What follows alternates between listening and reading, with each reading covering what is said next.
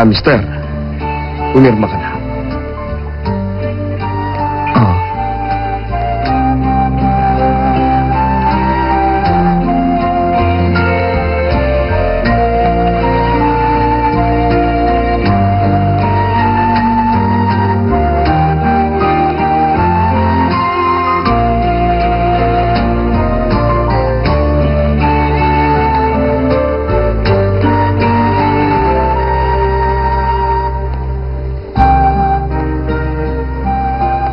Okay.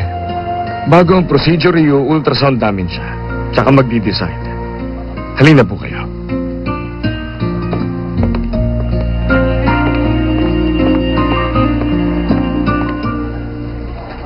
Huwag kang kabahan. Relax lang. Inhale.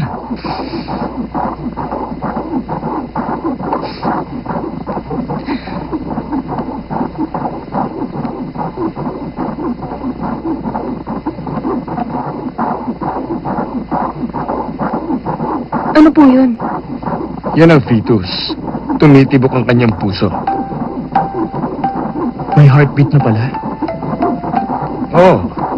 Kadalasan, sinasabi namin sa nanay, kausapin niya ang baby, oras na may heartbeat na siya.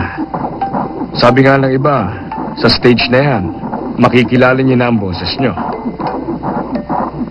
Ang baby, 4 weeks old na. Mukhang normal naman. Normal din ang heartbeat. Sa itsura, hindi magiging mahirap ang operation.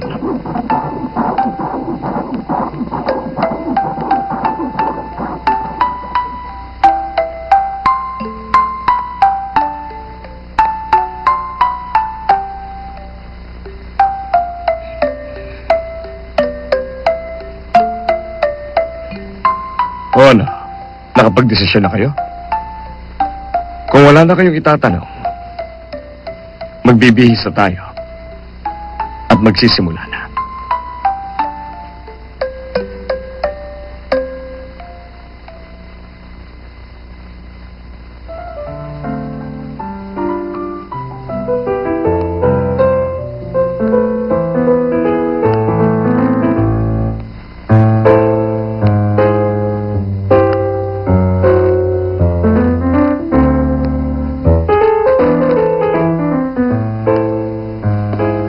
Dito po, miss.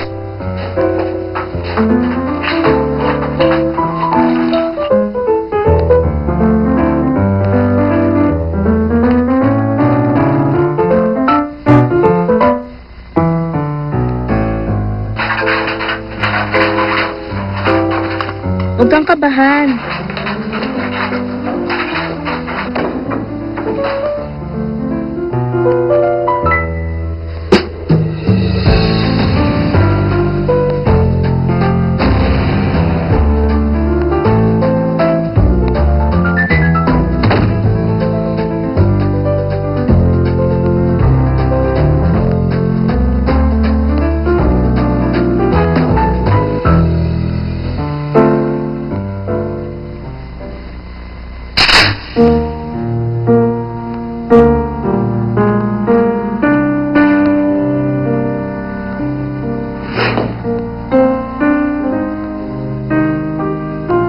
Pwede pa tayo pumatras?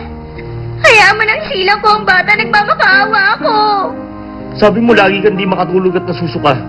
Ba't mo mabubuhayin yan? Wala tayong makapakain dyan. Pampagulo lang sa buhay yan. Ha? Sarili mo lang iniisip mo. Sabi mo magpapakasal tayo kung mabuntis ako. Sinabi mo yan! Sinabi mo yan! Tama na! Hoy! Ano ba? Tama na! Parang hindi ka lalaki. Kung tatakbo ka lang, bakit mo siya binuntis? Nakita mo takot siya! Ang girlfriend mo, hindi rin ba takot? Tama na! Tama na! Hindi ba takot ang girlfriend mo? Nandito rin kayo para magpa-abort kaya tingilan mo ako! Iyabang mo ah!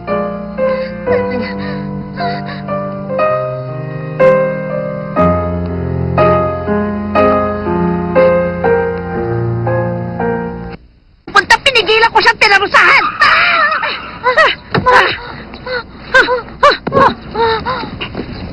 Mamahalin.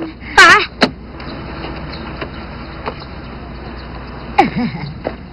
Grabe naman to, coaching to. Pwedeng magtanong, si City Chen ba ang nakatira sa bahay na to? Ha? Oo, Oh, bakit? Sino po ba kayo? Ako, mama niya. Ako ang ate. Oo nga. Kayo pala ang ilos ko. Mabuti nakita ko rin kayo. Ay, naku, akong grandma ni Stephen. Kung gusto niyo, Wanda ang itawag niyo sa akin. Tama ba narinig ko? Ikaw ang grandman ni Steven G, ha? Wow, ang swerte naman. Natapot na ako dito. Kung hindi niyo kasi alam, kakabili lang namin ng isang shampoo factory sa island na ito nung kumakailan eh. Ma, taga Magic Cleaner ang aling niyan. Magic cleaner. Ay, pakikilala ko siya. Siya ang chairman ng Magic Cleaner. Si Chairman Wanda G. Naku, grabe pala. Hindi illegal immigrant si Steven, kundi mayaman na manugang. Huwag na pag-usapan ng Magic Cleaner. Pag-usapan na natin yung kasal. Gusto ko na makita ang granddaughter-in-law ko para makilala ko na rin ang ina na magiging apo ko sa tuhod. Sabi ko, sigurado ako na magiging cute ang apo ko sa tuhod. Napaka-cute na siguro. Nasaan na ba sila? Ha? Nasaan na ang apo ko sa tuhod? Nasaan na ang apo ko, ha? Anong model? Gusto ko na makita ang apo ko sa tuhod. Hindi na talaga ako makapaghintay. Pumunta sa ospital para magpaipit na. Ha? Pagpaipit? Oo nga. Paipit siya ng ano? At Chairman, abortion. Ano abortion? Bayaan mo na. Dito, kailangan ligtas yung bata. Dali na, sakay na, sakay na. Sakay tayo dito. Ay, naku. Sasakay tayo ng garang kotse. Sakay na. Saan ang ospital? Diretso tapos kaliwa. O, dyan. Dali mo na dyan. Pumunta tayo doon na yung test. Aba, Go!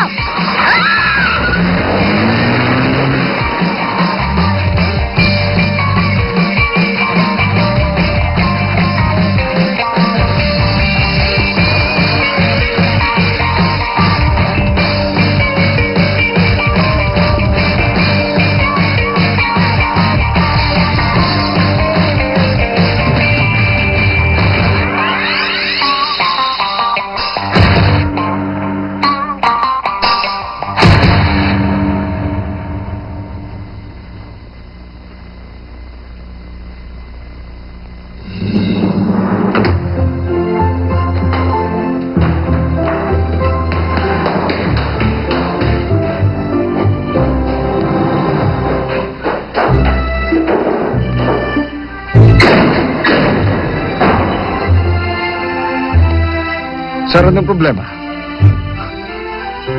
Huwag niyo ituloy! Hoy, ano ka ba? Paano na kayo ng girlfriend mo? Ayoko na ng gulo. Saka, buhay ko to, huwag ka na makialam. Ako ang ama ng bata na yan. Wala ba akong karapatang mag-decide? Pero, Pero ano? Tsaka, nagkasundo na tayo sa harap ng bata.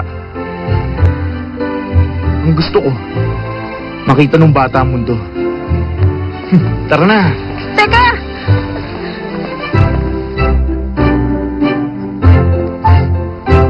Dok, sorry po.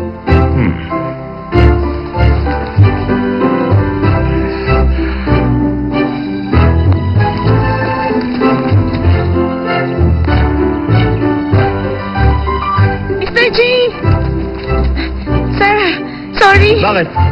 May babayaran po kayong 3-5. 3-5? Ano kayo, hold-upper? Hindi na tuloy ang operasyon, no? Registration fee saka yung pitong sinira nyo. Ha? Ah.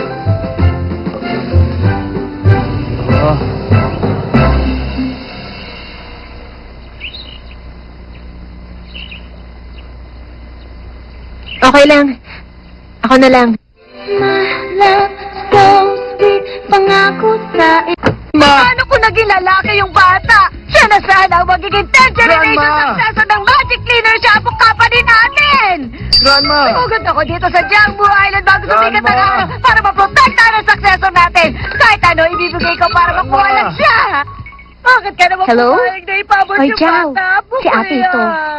Good news to. May pag-asa pa yung pabrika. Ano ka Alam mo ba? Grandma! Ang ama ng baby ni Cindy, siyang may-ari ng Magic Cleaner nagpapasara sa factory natin. Siya yung Sarah. Ano ko? Mamamatay na ako! Grandma! Teka lang! Grandma!